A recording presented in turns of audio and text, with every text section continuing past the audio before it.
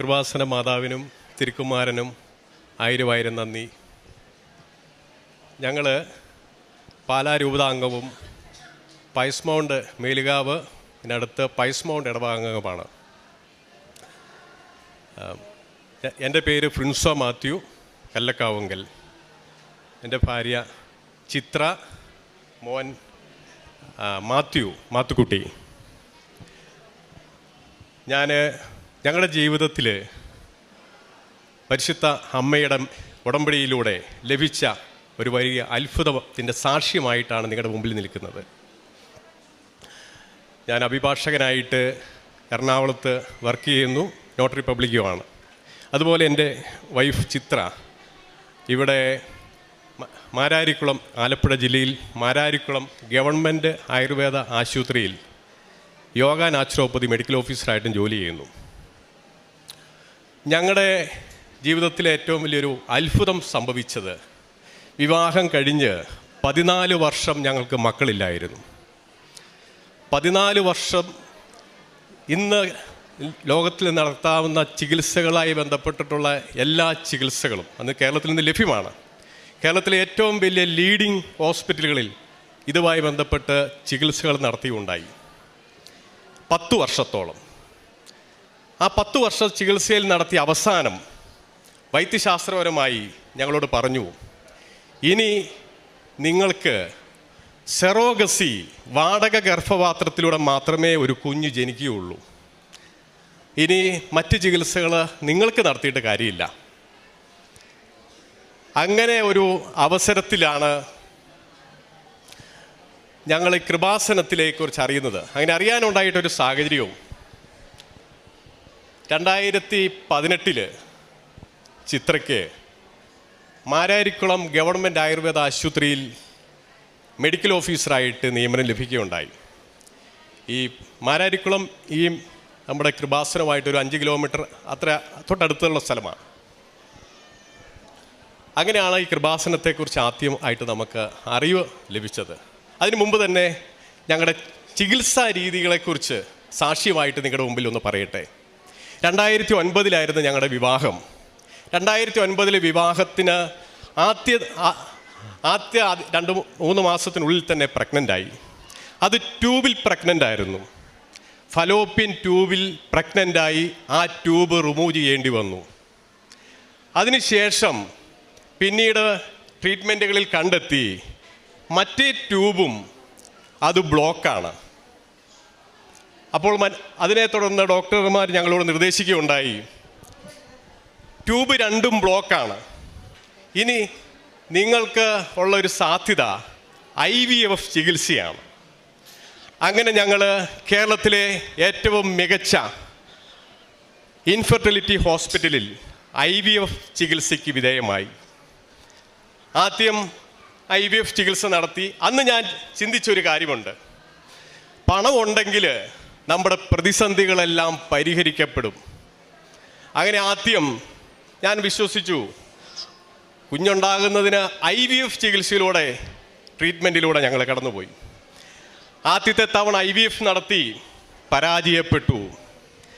അപ്പോൾ രണ്ടാമത്തെ തവണ ആദ്യത്തെ IVF ചികിത്സയിൽ അവർ കണ്ടെത്തിയ ന്യൂനതകൾ പരിഹരിച്ചുകൊണ്ട് രണ്ടാമതും IVF ചികിത്സ, ടെസ്റ്റ് ട്യൂബ് ചികിത്സ ഞങ്ങൾ നടത്തി. അതും പരാജയപ്പെട്ടു. മൂന്നാമത് അവർ കണ്ടെത്തി, ഈ ടെസ്റ്റ് ട്യൂബ് ശിശു ഗർഭപാത്രത്തിൽ നിക്ഷേപിക്കുമ്പോൾ ഗർഭപാത്രത്തിൻ്റെ ലൈനിങ് കൃത്യമായിരിക്കണം. അല്ലെങ്കിൽ ആ ലൈനിങ് കൃത്യമല്ലെങ്കിൽ അവിടെ ആ ടെസ്റ്റ് ട്യൂബ് ശിശുവിനെ ഗർഭപാത്രത്തിൽ നിക്ഷേപിച്ചാലും അത് ഒരു പ്രഗ്നൻസിയിലേക്ക് വരികയില്ല. മൂന്നാമത്തേത് വളരെ അഡ്വാൻസ്ഡ് ആയിട്ടുള്ള ട്രീറ്റ്മെൻറ്റുകൾ. അതായത് ഗർഭപാത്രം ഒരു ടെസ്റ്റ് ട്യൂബ് ശിശുവിനെ സ്വീകരിക്കാവുന്ന തരത്തിലുള്ള എല്ലാ മോഡേൺ ചികിത്സകളും നടത്തിയതിന് ശേഷം IVF നടത്തി. അതും പരാജയപ്പെട്ടു.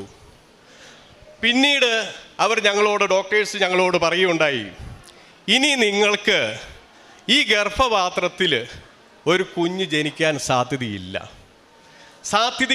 അതിനടുത്ത ഒരു ഓപ്ഷൻ വൈദ്യശാസ്ത്രപരമായിട്ട് നിങ്ങളുടെ മുമ്പിലുള്ളത് സെറോഗസി, വാടക ഗർഭപാത്രം. നമുക്ക് വേണ്ടി വേറൊരു സ്ത്രീയുടെ ഗർഭപാത്രം ഉപയോഗിച്ച് ഒരു പ്രഗ്നൻസിയിലേക്ക് ഒരു കുഞ്ഞിനെ സൃഷ്ടിക്കുന്ന ഒരു സംവിധാനം. അതാണ് സെറോഗസി എന്നുള്ള വാടക ഗർഭപാത്രം മാത്രമാണ് ഞങ്ങളുടെ മുമ്പിലുണ്ടായിരുന്നത്. ആ അവസരത്തിലാണ് ചിത്രയ്ക്ക് ഈ മാരാരിക്കുളത്തേക്ക് മെഡിക്കൽ ഓഫീസറായിട്ട്, യോഗ നാച്ചുറോപ്പതിയുടെ മെഡിക്കൽ ഓഫീസറായിട്ട് ജോലി ലഭിക്കുന്നത്. അങ്ങനെയാണ് അന്ന് ഞങ്ങൾ ചിത്ര എറണാകുളത്ത് നിന്ന് പോയി വരികയാണ്. എറണാകുളത്ത് നിന്ന് എടപ്പള്ളിയിൽ നിന്നും ഇവിടെ വരുന്നു, ജോലി കഴിഞ്ഞ് തിരിച്ച് എറണാകുളത്തിന് വരുന്നു. അങ്ങനെ ആണ് ആദ്യമായിട്ട് ഈ കൃപാസനത്തെക്കുറിച്ചൊരു അറിവ്. കാരണം എറണാകുളത്ത് നിന്ന് ധാരാളം ആളുകൾ ബസ്സിൽ ഈ കൃപാസനത്തിലേക്ക് വരുന്നത്. കാരണം ചിത്ര ഇറങ്ങുന്ന ബസ് സ്റ്റോപ്പ് കഞ്ഞിക്കുഴി എന്ന് പറഞ്ഞ സ്ഥലമാണ്. അത് കഴിഞ്ഞ് അടുത്ത സ്റ്റോപ്പാണ് ഈ നമ്മുടെ കൃപാസനത്തിൻ്റെ ബസ് സ്റ്റോപ്പ്. അങ്ങനെ വരുമ്പോൾ ധാരാളം ആളുകൾ ബസ്സിൽ ഈ കൃപാസനത്തിലേക്ക് വന്നുകൊണ്ടിരിക്കുന്നു. അവർ ചിലർ കൃപാസനത്തിൽ നടക്കുന്ന അത്ഭുതങ്ങൾ പങ്കുവെക്കുന്നു.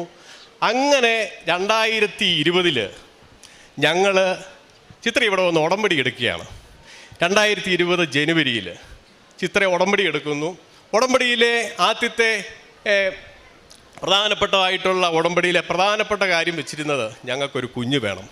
വൈദ്യശാസ്ത്രം ഞങ്ങളെ കൈവിട്ടിരിക്കുന്നു. കാശുണ്ടായി എത്ര ലക്ഷം മുടക്കിയിട്ടും ഞങ്ങൾക്ക് മറുപടി ലഭിച്ചിട്ടില്ല. ലക്ഷങ്ങൾ ട്രീറ്റ്മെൻറ്റിന് മുടക്കി. ആ ലക്ഷങ്ങളിൽ ഒന്നും ഞങ്ങൾക്ക് പ്രതിഫലം ലഭിക്കുന്നില്ല, അതിൻ്റെ ഉത്തരം ലഭിക്കുന്നില്ല.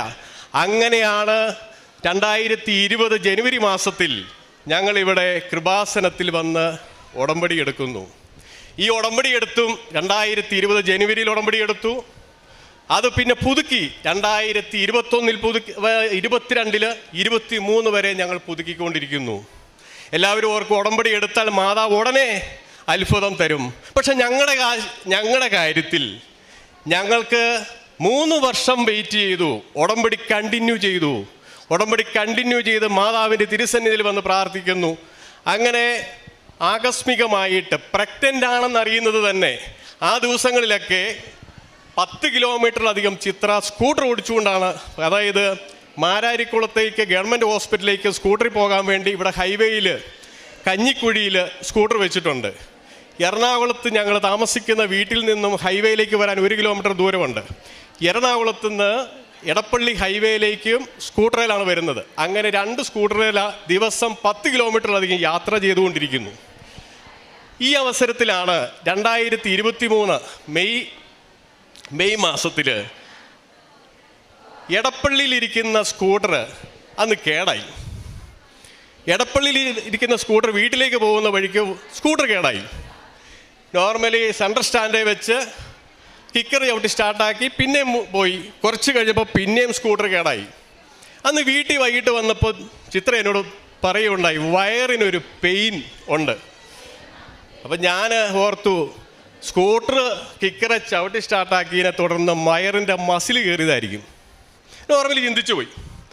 അങ്ങനെ വയറിന് മസിൽ കയറിയതാണെന്ന് ചിന്തിച്ച് പിറ്റേ ദിവസം ഒരു സംശയം, പ്രഗ്നൻസി ടെസ്റ്റ് നടത്തിയപ്പോൾ പ്രഗ്നൻസി പോസിറ്റീവ്. ഞങ്ങൾ ഉടനെ ഒരു ഹോസ്പിറ്റൽ ക്ലിനിക്കിൽ കാരണം നിലവിൽ ഞങ്ങൾക്ക് ഒരു ഫലോപ്പിയൻ ട്യൂബ് ഇല്ല, മറ്റേ ഫലോപ്പിയൻ ട്യൂബ് ബ്ലോക്ക്, നിലവിലുള്ള യൂട്രസിൽ ഒരിക്കലും ഇനി അങ്ങനെ അവിടെ ഒരു ഗർഭധാരണത്തിനുള്ള ഒരു ശേഷി ഇല്ല എന്ന് വൈദ്യശാസ്ത്രം വിലയിരുത്തി വിധി എഴുതിയിരിക്കുന്നതാണ് ഞങ്ങളെ. അങ്ങനെ വന്നപ്പോൾ ഇത് ഹോസ്പിറ്റലിലായിട്ടുള്ളൊരു ക്ലിനിക്കിൽ ഞങ്ങളിത് ടെസ്റ്റ് ചെയ്തപ്പോൾ ഇത് പോസിറ്റീവ് ആണ്, പ്രഗ്നൻസി ഗർഭപാത്രത്തിൽ തന്നെയാണ് എന്ന് ഡോക്ടർ സാക്ഷ്യപ്പെടുത്തി.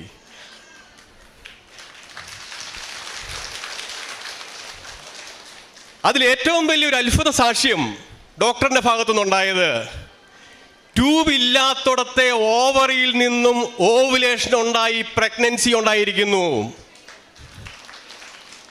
ട്യൂബില്ല. വൈദ്യശാസ്ത്രപരമായിട്ട് നമുക്കറിയാം, ഒരു അണ്ഡാശയത്തിൽ നിന്നും അണ്ഡവാഹിനി കുടലിലൂടെ വന്ന് അണ്ഡവും ബീജവും ചേർന്ന് അവിടെ ഒരു എംബ്രിയോയായി ഗർഭപാത്രത്തിലേക്ക് മൂവ് ചെയ്ത് അങ്ങനെയാണ് പ്രഗ്നൻസി ഉണ്ടാകുന്നത്. അതാണ് വൈദ്യശാസ്ത്രം. ഞങ്ങളുടെ കാര്യത്തിൽ അവിടെ ട്യൂബില്ലാത്തടത്ത് പ്രഗ്നൻസി ഉണ്ടാകുന്നു. അപ്പോൾ അന്നേരം ഞങ്ങൾ തിരിച്ചറിഞ്ഞു, മാതാവിൻ്റെ കൃപാസന അമ്മയുടെ പക്കൽ നമ്മളൊരു ഉടമ്പടിയിൽ ഒരു കാര്യം ഏൽപ്പിച്ചിട്ടുണ്ടെങ്കിൽ അത് നടന്നിരിക്കുമെന്നുള്ളത് ഞങ്ങൾക്ക് ബോധ്യമായി. അതിനെ തുടർന്ന് ഡോക്ടർ ഞങ്ങളോട് നിർദ്ദേശിക്കുകയുണ്ടായി, ഒന്നെങ്കിൽ ജോലി രാജിവെക്കണം, അല്ലെങ്കിൽ ഇപ്പോൾ ജോലി ചെയ്യുന്ന ഹോസ്പിറ്റലിനടുത്ത് നിങ്ങളൊരു വീടെടുത്ത് അവിടെ താമസിച്ച് ജോലിക്ക് പോകണം. ജോലിക്ക് പോകുന്നത് അഡ്വൈസബിൾ അല്ല, എന്നാലും വേണമെങ്കിൽ പോകാം. അങ്ങനെ ഞങ്ങൾ കഴിഞ്ഞ വർഷം ഈ സമയത്ത് ജൂൺ മാസത്തിൽ ഇവിടെ മാരാരിക്കുളത്ത് ഗവൺമെൻറ് ആയുർവേദ ആശുപത്രിയുടെ അടുത്ത് ഒരു വീട് വാടകയ്ക്കെടുത്ത് അവിടെ നിന്ന് ജോലിക്ക് പോകുന്ന സംവിധാനം ആരംഭിച്ചു. അന്ന് ഞങ്ങൾക്ക്, കാരണം വർഷങ്ങൾക്ക് ശേഷമുണ്ടായ പ്രഗ്നൻസി, ഇതിൻ്റെ കോംപ്ലിക്കേഷൻസുകൾ എന്തൊക്കെ സംഭവിക്കുമെന്ന് നമുക്കറിയത്തില്ല. അങ്ങനെ അപ്പോൾ ഞാൻ അവിടുന്ന് എറണാകുളത്തേക്ക് പോരാനായിട്ട് മാരാരിക്കുളം റെയിൽവേ സ്റ്റേഷനിൽ നിന്നും നമുക്ക് എറണാകുളത്തിന് എൻ്റെ ജോലി സ്ഥലത്തേക്ക് പോകാൻ എളുപ്പമുണ്ട്, ചിത്രയ്ക്ക് ഹോസ്പിറ്റലിലേക്ക് പോകാൻ എളുപ്പമുണ്ട്. അങ്ങനെയുള്ള ആ ജോലി കണ്ടിന്യൂ ചെയ്തുകൊണ്ടിരുന്നു. 8 മാസവും യാതൊരുവിധ കോംപ്ലിക്കേഷൻസും ഇല്ലാതെ 8 മാസവും നമുക്ക് പൂർണ്ണമായിട്ടും ജോലിക്ക് പോകുന്നതിന് ഒരു തടസ്സവും ഉണ്ടാകാതെ ജോലിക്ക് പോകാൻ സാധിച്ചു എന്നുള്ളതും മാതാവിൻ്റെ വലിയ കൃപയാണ്. അതിനെ തുടർന്ന് ഞങ്ങൾ മെറ്റേണിറ്റി ലീവ് 6 മന്ത് കിട്ടും. ആ മെറ്റേണിറ്റി ലീവും സാങ്ഷനായതിന് ശേഷമാണ് ഞങ്ങൾ എറണാകുളത്തേക്ക് ഞങ്ങളുടെ വീട്ടിലേക്ക് പോയി. അധികം താമസിക്കാതെ ലൂർദ് ഹോസ്പിറ്റലിൽ അഡ്മിറ്റായി. ലൂർദ് ഹോസ്പിറ്റലിലെ ഈ വർഷത്തെ 2024 ജനുവരി മാസത്തിലെ ആദ്യത്തെ കുഞ്ഞാണ് എൻ്റെ ഈ മാത്തുക്കുട്ടി. ഞങ്ങൾ വാടകയ്ക്ക് താമസിച്ച വീട് മാരാരിക്കുളത്തെ പഴയ പുരാതന ഒരു ക്രിസ്ത്യൻ കുടുംബത്തിലൊരു വീടാണ്. ആ വീട് ആർക്കും അവർ വാടക കൊടുത്തിട്ടില്ല. ഞങ്ങൾ താമസിക്കുന്നതിന് മുമ്പ് ആർക്കും വാടക കൊടുത്തിട്ടില്ല.